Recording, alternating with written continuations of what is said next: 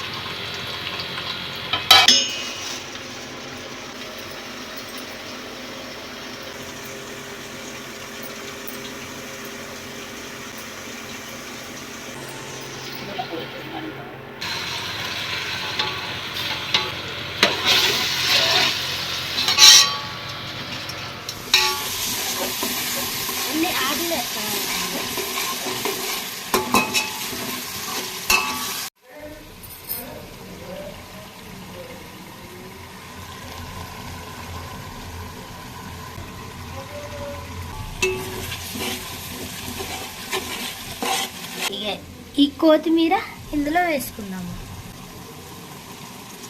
ఇప్పుడు వేస్తే మంచిగా ఉంటుంది అన్నమాట.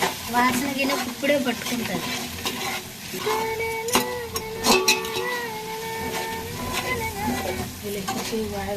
వాటర్ కొలిచి పోసుకోవాలి, ఎందుకంటే అందుకే పోసుకోండి. 3 గ్లాసులు బియ్యంకి 6 గ్లాసుల నీళ్ళు. సో కొలిచి పోసుకోవాలి మనం.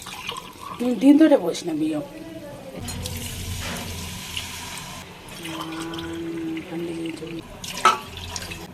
3, 4, 5, 6. ఇప్పుడు ఈ మసాలా నీళ్ళని అయితే మనం మసాలా పెట్టుకోవాలి. గబగబగా మసాలినప్పుడు అప్పుడు ఇందులో ఇక మనం బియ్యంని అయితే నానబెట్టుకోవాలి. అర్ధగంట ముందు సేపు మంచిగా ఉంటుంది అన్నమాట అన్నం.